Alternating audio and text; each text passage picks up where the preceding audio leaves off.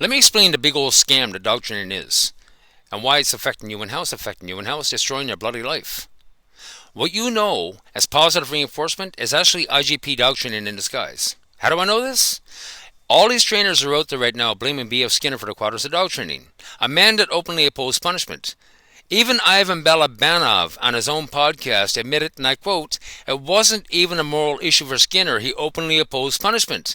But yet dog trainers do not want to tell you who exactly created the quarters of dog training. Conrad Most is the father of modern-day Schutzhund, which is now called IGP. The dog training Bible for IGP dog trainers like Ivan Balabanov, Robert Cabral, Larry Crone, Haz Ottman, the whole 9 yards. This is Conrad Most book training dogs. When people go through Ivan Balabanov's $10,000 course, they get a book at the end of it. He's out there blaming Skinner, but yet they get the book Conrad Most training dogs. Make it make sense. Make it make sense, ladies and gentlemen. Zach George is out there calling himself a positive reinforcement trainer. First of all, positive reinforcement has nothing to do with have a treat. What he's selling as positive reinforcement is primary inducement. This is the food, reward, and affection. You're trying to get your dog to do something for a piece of food or affection. That's what he's pushing. Zach George is in actuality an IGP dog trainer using one quadrant of that system that was never meant to be used in behavior. That's the reality. And every positive reinforcement trainer out there is doing the same thing. Okay? Now, I'm going to tell you point blank, Zach George is the bread and butter, and people like Zach George is the bread and butter for balanced IGP dog training. Everybody starts off in positive reinforcement, right? Because, hey, it's the good one. You're not doing any bad to the dog.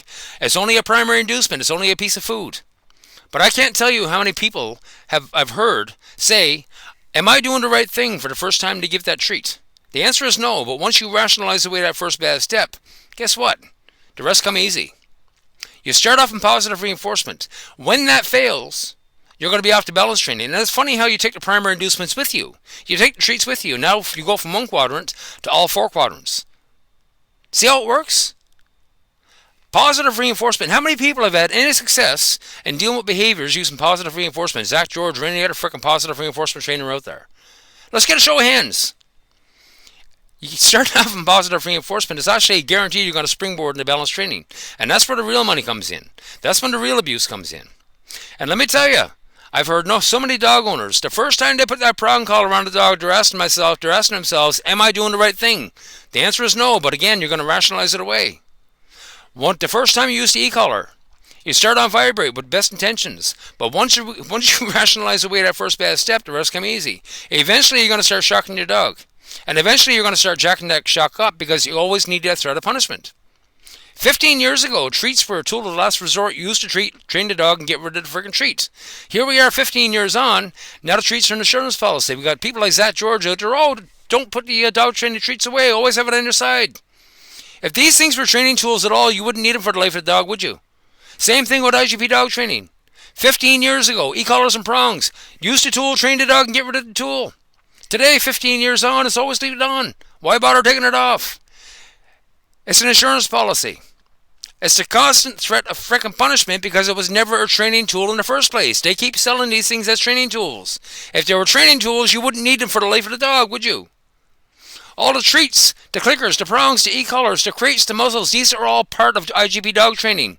If you would read Conrad Most book, you would understand this. They do not belong in your house. They do not belong in your dog. They do not belong in a behavior ring.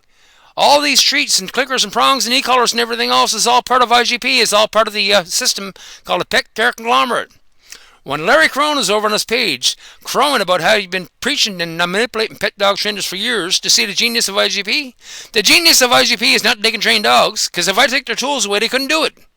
The genius of IGP is the fact that they created this pet care conglomerate, and they brought in dog trainers, they brought in vet behaviorists, they brought in behaviorists, and vets. And they're all making off like bandits. They're all lying to you. None of these people can define the word behavior, but yet they're grabbing that behaviorist logo. They're not qualified to call themselves a behaviorist, and they're selling you a load of horse shit. Once you define the word behavior, then euthanasia is off the table. Euthanasia is the ultimate punishment, but yet it's still the ultimate positive reinforcement, because the positive reinforcement part of it, it comes with a sense of relief. All of a sudden, all this bullshit is over now. The dog's not there anymore. The stress is over with. This stuff needs to stop. Again, when you start off in positive reinforcement, it's guaranteed you're going to springboard an IGP. People like Zach George are guaranteed the bread and butter for balancing IGP dog trainers. And I'm watching IGP dog trainers and Bellows trainers out there abusing dogs on camera. And it's been normalized, because once you rationalize away that first bad step, the rest come easy, right? Dog trainers are out there physically doing damage to dogs, which vets are making enough money off of.